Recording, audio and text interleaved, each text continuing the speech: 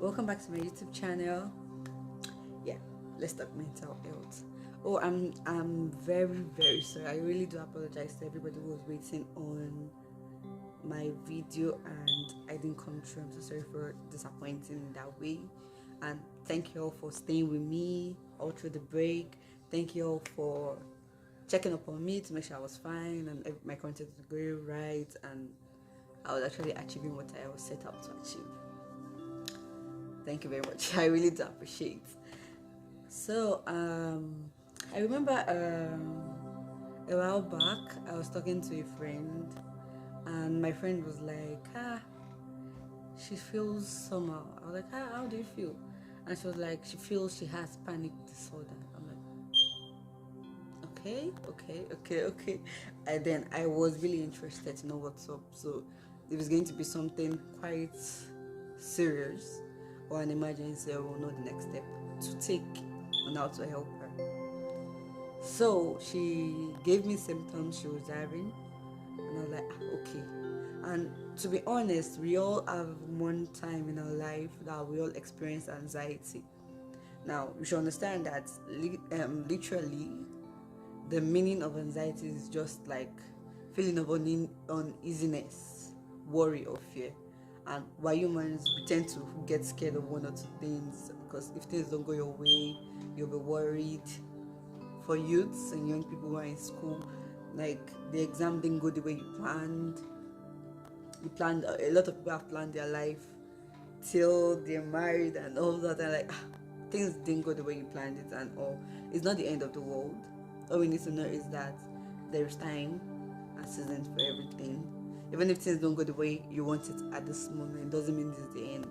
So a lot of times we all have one stage of our life that we have anxiety. Like people who went to universities, if you go to college, like they say college. So you've been to college, you go to college and all that. There are times they have we call it like 10 paper presentation and all that. So when you have 10 paper presentation, you get to stand in front of the class and in front of your colleagues and actually tell them how you carried out your research or your 10 paper. Now, this particular activity has proved difficult for a lot of people, quite a number of people, because they can't really stand in front of people to express themselves. They find it's very uneasy, they get worried or fear. Now, a lot of people are going to be scared that, hope I don't go there and mess up. Hope I don't go there and fumble. Hope I don't go there and people laugh at me. I become a laughing stork. Or if I'm going on the road, I'm like, people are like, that girl, she can't even talk. She doesn't know anything. She doesn't know book. Because in Nigeria, we're very good at that. Labeling people for their wrongdoings or their inabilities and shortcomings. So I understand at times we do have our share of anxiety and panic. So when my friend told me that she usually have anxiety and panic attacks, I was really worried for her because she didn't say it like it was just a one-time occurrence or it was an occurrence that occurred because of something else that was going to happen. Like if you're having an exam coming up, of course a lot of times you'll be anxious. Now you being anxious doesn't mean you're going to fail the exam. A lot of times when you start the exams, you discover that your body becomes calm because you need to remember what you need to write. But prior to the exam, you could be sweaty. Some people get sweaty in their palms and they're all anxious and like, oh my god, what am I going to do? And it's very, very understandable. But when this anxiety starts to affect you and affects your daily living and your interaction with other people, then there's an issue. You need to look into it. So now going back to the story of a friend. So she told me that even when she sleeps at night, she gets really agitated, she gets really scared. And I was like, you get really scared. So I tried to find out if there was something eliciting that behavior. Maybe there was something in the environment that was a trigger, or you could be in an environment and unconsciously you perceive that it's not safe and then you become anxious. So I was trying to find out, was it the environment that was eliciting the fear or what was trying to cause that. So as she went on with the symptoms she was having, she said she was having her heart was pounding excessively, to a point that she felt her chest tighten and all that. At times she could just suddenly jump up from sleep, and I'm like, okay. So when she gave me some of the symptoms, trembling, like she's literally shaking, like you can see her shake and all that. She feels very weak, tired, increased heart rates and all that. I was like, okay, then there's an issue. There's need to be worried about it. When she gave me the lay down of her symptoms, though I'm not going to go into it now because confidentiality. So I'm not going to go into details about everything, but I'm just give a brief summary for you because I asked for permission if I could say this before saying it. So yeah. So this is basically the summary of it. So now this brings me to my topic today. Now what's the topic? I'm going to be talking about anxiety. Now, literally speaking, or explaining it in just plain terms, is called anxiety. What is anxiety? Anxiety is a feeling of uneasiness, basically, or worry or fear. And every person, every human being feels anxious at some point in their life. But for some reasons, this actually go as far as affecting people's life, and it becomes continuous. Now, once or twice is fine. It's anxiety becoming a recurring pattern is a big issue, and as people we need to take note of that. A lot of times people go through anxiety and panic attacks, and they don't really know that they're going through this because they've not really connected it that, oh, this is reoccurring and this is affecting me. I'm not able to perform my duties as an individual in the community. It affects their social life, their academics, everything they are doing, their work. So we need to be careful and try to examine yourself to make sure that you're fine, and it's not the anxiety you're going through at a particular point. It's not just situational. You get, so if it's situational, okay, after it's going to pass. Like an exam, being anxious for an exam, in the next, maybe your exam experience for like 2 weeks, for the next 2 weeks you could be having that anxiety, and after the exams you're all fine. Actually, the next time you could be anxious again is when you hear that, oh, results are coming out in like 2 weeks time, and you're like, oh my god, my results are. You then start thinking that, did I write it well?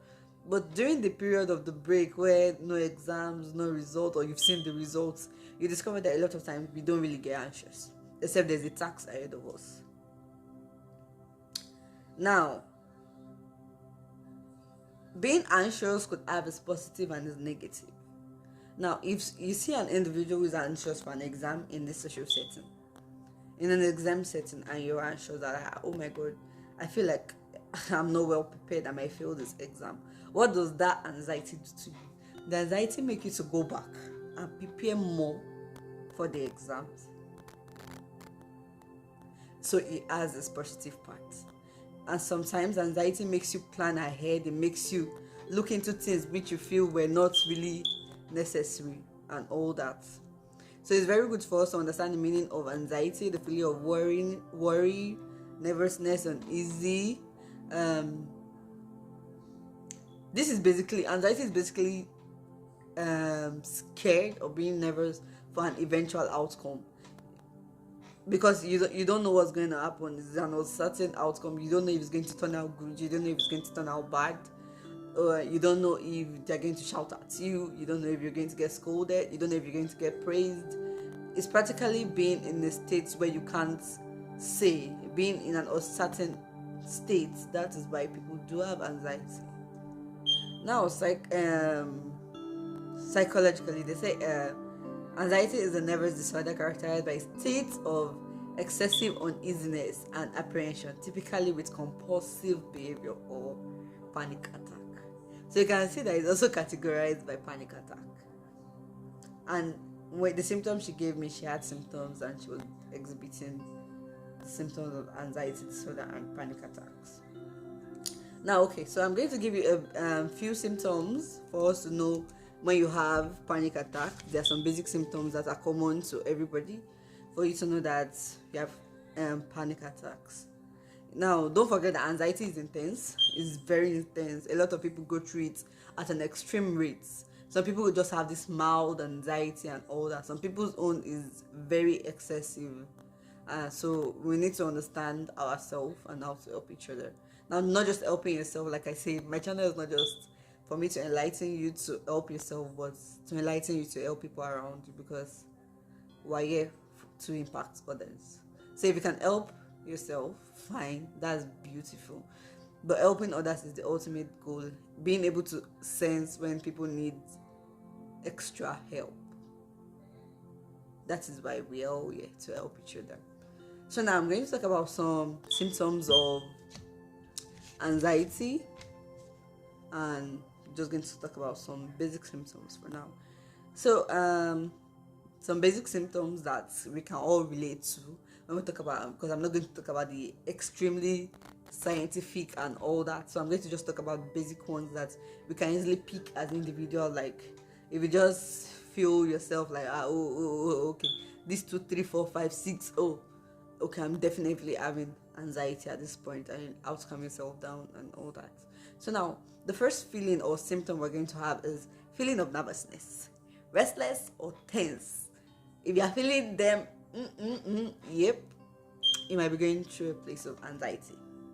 Now I'm going to explain that. So now, feeling nervous if you have an exam, you have a test, you have something important coming up, you have a job interview, or you have a promotional exam for work, you are definitely going to feel nervous, restless, or tense. They are all just English to categorize this feeling that people feel at that particular point in time. The second thing or symptom people have is what we call, they have a sense of impending danger, panic, or doom. I have had my fair share of being anxious. You just feel like at the rate at which you are going is not going to end well. Like people say, this one it will not end well, because you can sense it, because we're all spirit beings. So you can sense that, okay, this path I'm taking I know end well. It's like no, do you get? So that's time people feel this impending danger, panic, and doom around them. Now if you see someone walking on the streets in the night and the area is kind of dangerous in quotes, maybe they've said this area they kidnap people, or they used to rob at night, like armed robbery and all that, and then you see yourself, maybe circumstances, there was no cab, there was no bike, there was nothing to move around at that particular time, and you have to end up strolling to wherever your destination is, you discover that you have anxiety, no matter how you feel like you could protect yourself at that particular time. You'll be very anxious because you feel like there's an impending doom or danger in that environment. That I just used to illustrate anxiety. Like now, when I was in psychology, when I was in school, in college, university, when I was in university, psychology department, there's some not supervisors, there's some lecturers we had that if they come to your class, maybe for like a presentation, when they enter the class like this, you already feel like, there's impending doom. We might write test in this man's course. The way this man is looking at us, oh my god. And we didn't prepare, we didn't read ahead, because there's not every time we do read ahead of class. Though we're meant to be reading ahead of class, but there's sometimes that you might just have a very busy week and you might not really have that time, because we have assignments, we travel for presentation, carry out research and all those things. So when the lecturer comes to the class and he looks at us, like, asks a question, and we can't really, he's not really getting the feedback he expects, you can see people getting anxious, like, I hope this man doesn't give us a test, because you feel like there's an impending action that's going to come out, and you feel and you are certain about the results that may come from the action, the impending action. So that's also a symptom. So that is having a sense of impending danger, panic, or doom. A third symptom people might have is having increased heart rate. Now, as I'm sitting like this, I'm talking, heart is beating normally at the normal pace, so to speak. But once you're anxious, you can literally feel your heart pounding against your chest. Like literally, you can feel it, and then you feel the tightness in your chest and everything. Then please, you need to really take note so we don't take some symptoms for granted and all that. So you see that people have increased heart rates. You can, if you're standing beside them, some people, it's so bad that if you're standing beside them, you can literally hear their hearts pounding. So please, we need to take note of some symptoms. Your own might not be that severe, but you discover that your heart rates, there's a difference in your heart rates and everything. So we also have hyperventilation. Hyperventilation is breathing rapidly. You see them like hyperventilation. They try breathing rapidly, like they can't catch their breath. You can't really catch your breath. Like you keep trying, but it's not working and all that. So hyperventilation is also a symptom of having anxiety and all that. Some people have become really sweaty and all that. So me, when I'm really anxious, like very very anxious, my palm becomes cold. Like my palm gets sweaty, but you won't even see the sweat, you won't feel it, but it becomes really cold. And because my palm becomes extremely cold, so when you touch, like when you touch my hand, you feel it extremely cold. And then my feet is the worst. It becomes extremely like ice. So people have different ways their body react to anxiety. So you just need to find the one that, oh, okay, this is the category I'm under, this is the category I fall under, and be able to help yourself. Oh, sorry. So another one is trembling.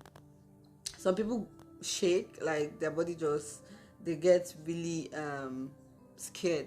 Like time we used to have presentation back in school, there are some people that really couldn't really just present. They had this phobia for speaking to people in public and all that. So when they hold a piece of paper, you can literally see the paper shaking like this. Like you can see their hands shaking, and then you hear their voice to be like really shaky and all that.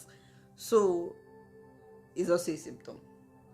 And we need to take note of it. It's not for you to take note of it and say, oh, this person is having anxiety, and use it to laugh at the person or use it to mock the person. It's not meant to be. We are here to help each other. Knowing the symptoms is good for you to be able to help both yourself and those around you.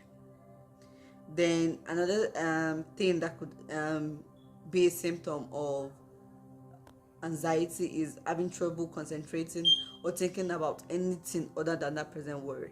You are going on the road, you are thinking about this. You are doing this, you are thinking about this. You could be in your house, you say, they will kidnap me. You are going to the mall, you say they will kidnap me. You are going to the bank, you say they will kidnap you. Like you are not thinking objectively anymore. You are not thinking about any other thing, but the impending worry, the present worry, is what is clouding your judgment and your thoughts, which is also going to be a serious issue for individuals. So we also need to know all these things, and for you to understand anxiety and help ourselves as individuals and even as friends, as family. We need to help everybody, because our parents, both your siblings, everybody go through a whole lot, like a whole lot. So we are meant to be there to help each other as individuals. So I'm also going to talk about the causes. There are causes of anxiety. So I'm going to talk about very few causes and how we can help ourselves. So that'll be a wrap for today. But I'm going to talk about some common causes that can cause anxiety for us as individuals.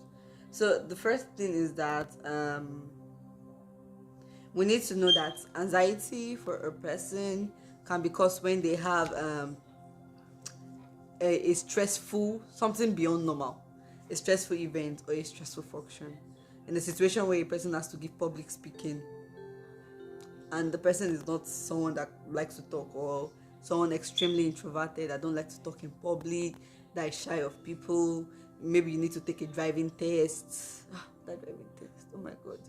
Maybe you need to take a driving test and you discover that this thing is not for me and all that.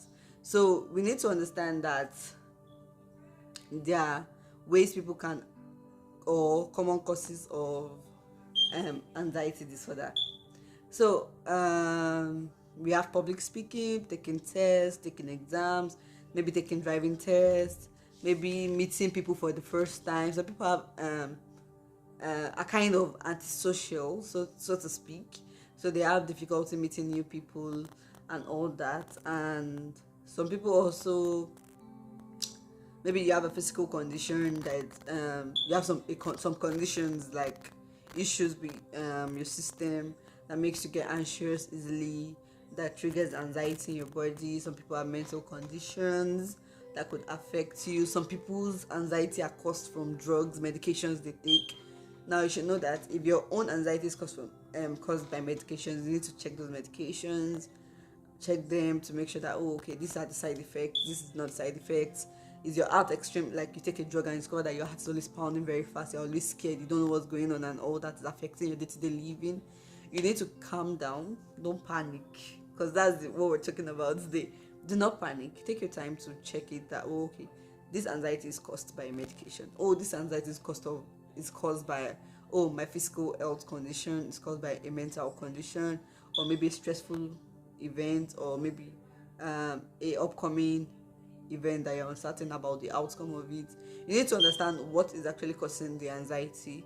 So if it's a drug related anxiety, like maybe it's caused by medication, you can go back to your physician or your doctor to review your medications. If it's actually unbearable, like it's affecting the day-to-day living, review your medications, talk to your doctor, talk to your physicians. And then some life stressful events can cause anxiety. Now if someone is bereaved, maybe you lose a loved one, a friend, if someone is getting married, the people get extremely anxious. If someone is about giving birth, maybe you soon be due. So people get anxious for so many reasons. A promotion is coming on, you don't know if you're actually going to be promoted, or a promotion exam is coming up, or you are going for a friend's birthday and you're not really a crowd type of person. Life events can actually cause you anxiety. Maybe you're asked to give a speech in church, or they call you to come and read Bible verse, or anything could cause anxiety for individuals. So we need to understand that too. And then at times it could be a combination of all this: medication, physical health condition, drug related, stressful life event, taking things, underlying illness, whatever it might be. It could be caused by them all together or individually. So we need to take note of all these causes and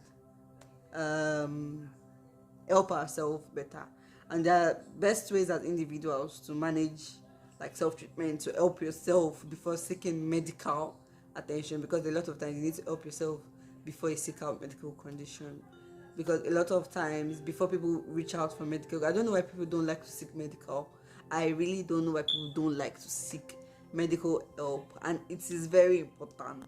I don't know why people don't like to seek medical help. It's very, very important. Now, if you are not seeking medical help yet and you need to help yourself for the time being, maybe 1 or 2 reasons you can't go out yet to seek medical help, but please do seek medical help. The first you need to do is engage yourself in physical activities, get busy, try to help yourself, condition yourself that, oh, okay, what I'm doing is not a bad thing. Yeah, it's your conscience is not fighting with it. Your belief is not fighting with it. Get engaged in physical activities. Eat healthy. My mom will tell you, you are what you eat, basically. So you need to eat healthy, eat more fruits. There are some food you eat that are kind of like depressants, and some are like stimulants. So we need to take note of what we eat. Take healthy diet. Try to sleep regularly, because believe me, I tell people that sleep is important. I can't undertalk or emphasize sleep. Sleep is really, really, really important. You need to sleep well. have regular sleep. If I know you're going to be sleeping 8 hours per day, please sleep the 8 hours per day. If you're going to be sleeping 6 hours per day, make sure that sleep hours per day that you're going to sleep is well. If you want to sleep less than that, maybe because of one or two things that you're trying to iron out, that you're trying to make ends meet and all that, you're working so many jobs and all that, please, even if it's 2 hours you're sleeping, make sure your mind and your body is at rest. I did tell my parents when they're like, I'm having serious headache and I slept. You slept fine and good. Was your mind at sleep? A lot of times you are sleeping and the next activity you want to do, your mind is already processing it while you're asleep. So you wake up more tired than you went to bed. Make sure you have regular sleep. Sleep well. Let your mind and body condition yourself that I want to rest. You want to rest. So please take regular sleep and make sure you actually relax your body is very good. You can take relaxation exercises. It can help you reduce anxiety. In civilized countries where you can get real support groups, you can join a support group. They may help too. To manage symptoms effectively, it is best to avoid caffeine. Please avoid caffeine. If you're having consistent issue of anxiety attack, please avoid caffeine, avoid alcohol, avoid nicotine, avoid anything that has caffeine in it. You don't need it, both for health wise and to help manage anxiety. You need to reduce such things. And now, when would an individual know that you need to seek medical care? First thing you have to ask yourself some questions. And if yes, you have any yes to these questions, please seek help. If you have yes to any of the questions, please seek help. Now, ask yourself, can I work or complete activities of daily living? If this is affecting your daily living, please seek help. Reach out to anybody. You can reach out, you can comment on my timeline. I sure will reply you guys and connect you guys to appropriate help lines that you guys can get to. So you need to know if it's affecting your daily living. Please, you need to reach out to somebody. Reach out to anybody. Just reach out to somebody. The first step to healing is reaching out, talking to people. So please, you need to reach out to somebody. Then another question is, can I work or maintain relationship? A lot of times this anxiety makes people stay away from social relationship, and for existence as human, you actually need this social relationship. So can I work?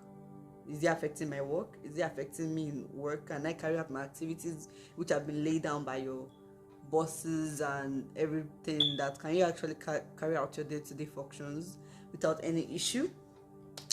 If yes, that you can't carry them out, please seek help. Then can you maintain social relationships with people? If no, please, fine. If you can maintain relationship, that's okay. But if you can't maintain relationship, please seek help. So if any of your answers to these questions are yes, that you can't carry them out or maintain relationship or complete activities of your day, please seek help. Please do seek help. I'm begging you guys, please seek help. So if you discover that this anxiety makes you abuse alcohol substance, do you abuse alcohol substances or other drug substances? If it's making you do that, because some people now need to take some drug substances to reduce the anxiety and all that, please do seek help. Do you feel down or slowed down? If it's persistent, please seek help. It's very, very important for you to seek help. Then, most of all, like I would tell people, the major important thing here is that is it making you think of suicide? Please, if anything is making you think of suicide, seek help in the name of God. Please do seek help. It's very important. You need to seek help, because please seek help. Please just seek help. If it makes you think of suicide, do you think of suicide? If it's a yes, please do seek help, and God will help us all as we help ourselves and help those around us. Next time, try to avoid caffeine. Try to walk, calm yourself, calm your anxiety.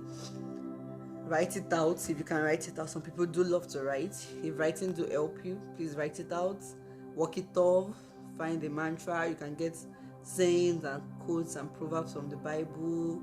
You can get it from motivational talks. You're the best. You're beautiful in and out. Help yourself. You really do need to help yourself. And so many other things, you can write it out. Some people do write it out. Some people walk it off. Drink water. Hydrate yourself. Everything. So this is just the basic I want to let you guys know, and subsequently you'll be seeing more of me. Definitely be seeing more of me. So please, if you have anxiety or panic attacks, or you know someone who do have that, please try and help them. Reach out to them, and let's talk mental health. So we're all here. If you guys have any questions or comments, please put them down. I'll do well to answer them once I see them.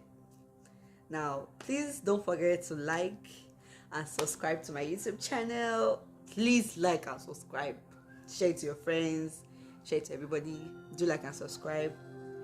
Just hit the subscribe button below. Hit the like button below. You can drop your comments, your contribution, whatever it might be. Please put it down there. If you have any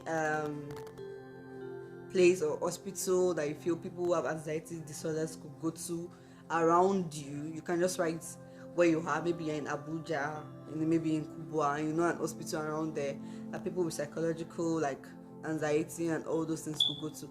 Please just write your location, like, oh, Kubwa, this is the hospital people can go to. You can just put it in the comment section so anyone who watched this, and we have ghost viewer that just want to view it and pick help from it and all that, so they can watch it and reach out to those people around. And being helpful to everybody is just very good and important. So thank you all for joining the show. Thank you for staying with us for this long time. So long. I took so long. I actually took my time and all that. I'm so sorry if it's too long, but please do like and subscribe to my YouTube channel. Thank you. See you again. Bye.